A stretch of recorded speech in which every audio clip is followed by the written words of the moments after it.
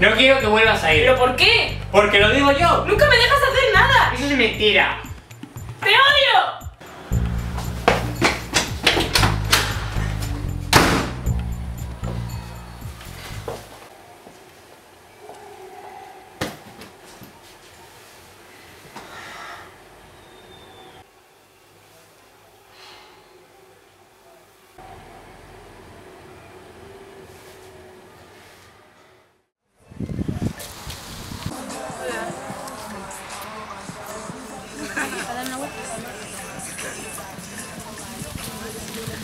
Es por lo de Unai, ¿verdad?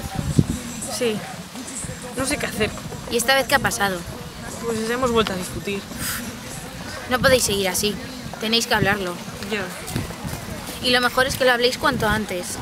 Igual debería quedar con él. Sí. Voy a llamarle.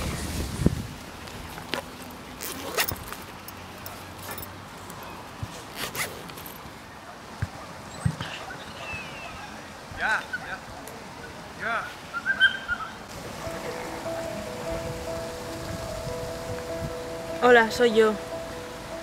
Tenemos que hablar.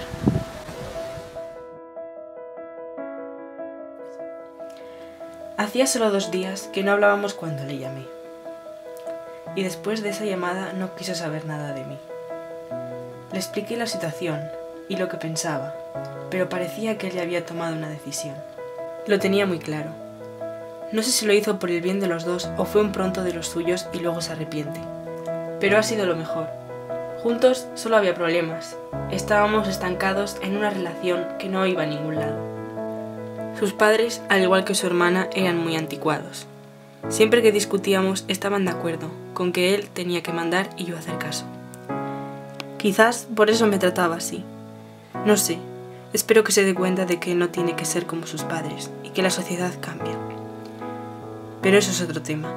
Lo importante es que ahora vamos a poder seguir adelante cada uno por nuestro lado.